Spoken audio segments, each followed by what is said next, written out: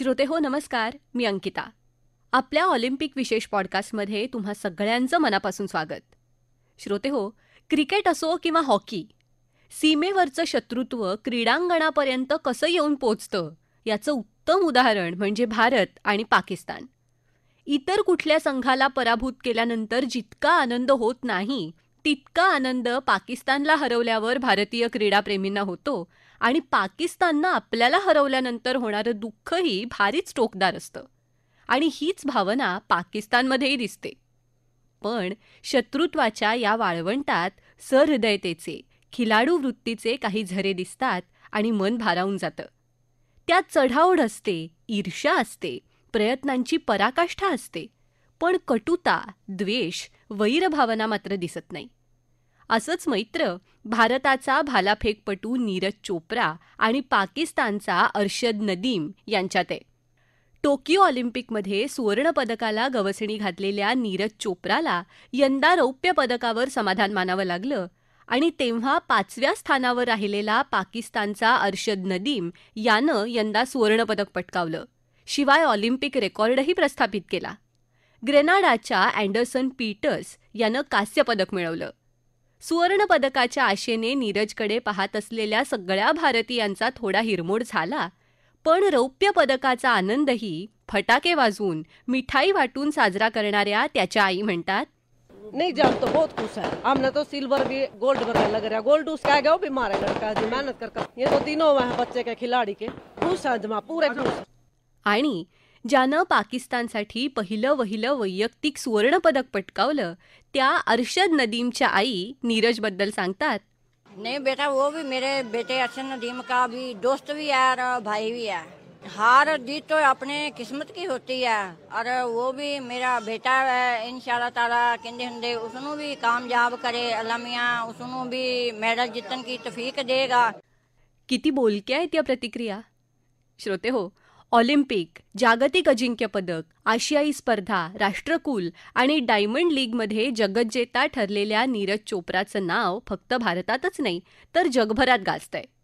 भारताचं नाव जागतिक ॲथलेटिक्सच्या पटलावर त्यानं भक्कमपणे रोवलंय.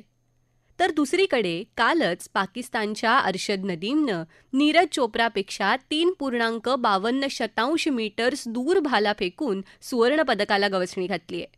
2023च्या जागतिक अजिंक्यपद स्पर्धेतलं रौप्य पदकही त्याच्या नावावर आहे. शिवाय 2022च्या राष्ट्रकुल स्पर्धेत पाकिस्तानचा सुवर्णपदकाचा 60 वर्षांचा दुष्काळ संपवण्याचं श्रेयही त्याला जातं. नीरज चोप्राचा पर्सनल बेस्ट 89.94 मीटर्स आहे, तर अरशदचा 92.97 मीटर्स. हे दोन विख्यात खेळाडू आत्तापर्यंत 10 वेळा आंतरराष्ट्रीय स्पर्धांमध्ये एकमेकांसमोर उभे ठाकलेत आणि यापैकी 9 वेळा नीरजनं अरशदवर मात केली आहे. मात्र खेळाच्या, स्पर्धेच्या मैदानातली चुरस, ईर्ष्या बाजूला ठेवून नीरज आणि अरशद आपलं मैत्रही फुलवतायत आणि हे मैत्र जागतिक व्यासपीठांवर ते मिरवतायत. तुम्हाला आठवत असेल, टोकियो ऑलिम्पिक स्पर्धेत अरशद नदीमला नीरज चोप्राच्या भाल्याने सराव करताना बघून मोठाच वाद उसळला होता. त्यानं नीरजच्या भाल्याशी छेडछाड केल्याचा आरोपही काही उथळ लोकांनी केला, पण नीरजनं लगेच पुढे येऊन या वादावर पडदा टाकला. त्यानं स्पष्टपणे सांगितलं की यात काहीही चुकीचं नाही, नियमांमध्ये हे बसतं आणि एक घाणेरडा अजेंडा पुढे रेटण्यासाठी माझं नाव कृपया वापरू नका. यानंतर अनेकदा नीरज आणि अरशद यांनी त्यांच्यातल्या मैत्रीचं उदाहरण दिलंय.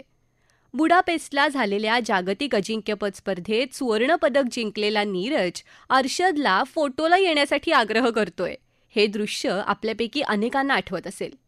त्यावेळी अरशद पाकिस्तानचा झेंडा शोधत होता, पण आपला शोध थांबवून तो नीरजसोबत फोटोला उभा राहिला आणि भारताच्या तिरंग्यानं या दोन्ही उत्तम भालाफेकपटूंना सामावून घेतलं. 24 डिसेंबर 1997 रोजी हरियाणाच्या पानिपत जिल्ह्यातल्या एका गावी जन्मलेल्या नीरज चोप्राची पावलं खेळाकडे वळली ती फारच वेगळ्या कारणाने. त्याच्या जास्त वजनामुळे काळजीत पडलेल्या कुटुंबियांनी त्याला जिममध्ये पाठवलं. स्वतःचं ट्रेनिंग झाल्यावर नीरज जवळच्याच शिवाजी स्टेडियमवर जायचा आणि त्याच्या वयाच्या मुलांना भालाफेक करताना बघायचा. हळूहळू त्याची या मुलांशी मैत्री झाली आणि त्याला या खेळातही रस निर्माण झाला. घरच्यांनीही त्याला प्रोत्साहन दिलं. पण त्याच्या गावातल्या कुणालाच या खेळाची काहीच माहिती नव्हती. शिवाजी स्टेडियमवर वर्षभर प्रशिक्षण घेतल्यानंतर तो पंचकुलाला गेला आणि तिथं त्याच्या कारकिर्दीला वेग मिळाला. 19व्या वर्षी नीरज ज्युनियर कमिशन अधिकारी म्हणून लष्करात रुजू झाला आणि भालाफेकीचं मैदान तो गाजवतो आहेच. तर दुसरीकडे ऑलिम्पिकमध्ये पाकिस्तानला पहिलं वैयक्तिक पदक मिळवून देण्याचा मान अरशद नदीमनं पटकावलाय. पाकिस्तानातल्या पंजाब प्रांतात मियाँ चन्नू या छोट्या गावात त्याचा जन्म झाला. त्याचे वडील बांधकाम मजूर होते. तुटपुंजा उत्पन्नातही त्यांनी अरशदच्या खेळाकडे पूर्ण लक्ष दिलं. क्रिकेट, फुटबॉल आणि ॲथलेटिक्समध्ये त्याला गती होती. जिल्हा पातळीवर तो क्रिकेट खेळलाही. मात्र एका ॲथलेटिक्स स्पर्धेदरम्यान प्रशिक्षक रशीद अहमद साकी यांनी भालाफेकीतली त्याची प्रतिभा हेरली आणि त्यांच्याच मार्गदर्शनाखाली अरशदनं भालाफेकीचा रस्ता धरला. पाकिस्तानातल्या मर्यादित आर्थिक आणि प्रशिक्षणासाठीच्या सोयी, वारंवार होणाऱ्या दुखापती, उत्तम उपकरणांचा अभाव यामुळे त्याच्या मार्गात अनेक अडथळे आले. पण ते सगळे पार करून अरशदनं आपल्या देशाचा झेंडा उंचावलाय. श्रोतेहो, नोबेल पुरस्कार विजेते नेल्सन मंडेला म्हणतात, sport has the power to change the world. कोणताही भेद न मानता खेळ या एका ध्यासाने एकत्र येणाऱ्या जगभरातल्या हजारो क्रीडापटूंचा, क्रीडाप्रेमींचा मेळा, सोहळा म्हणून ऑलिम्पिक, जागतिक अजिंक्यपद स्पर्धा, विश्वचषक, ग्रँड स्लॅम्स अशा स्पर्धांकडे पाहिलं जातं. आणि हे फक्त तत्त्वज्ञान नाहीये, तर ते जगता येतं हे नीरज अरशदची मैत्री आपल्याला दाखवून देतेय. त्यांच्यातली ही मैत्री आणि अर्थातच मैदानावरची त्यांच्यातली आनंददायी स्पर्धा आपल्याला वारंवार अनुभवायला मिळो हीच अपेक्षा.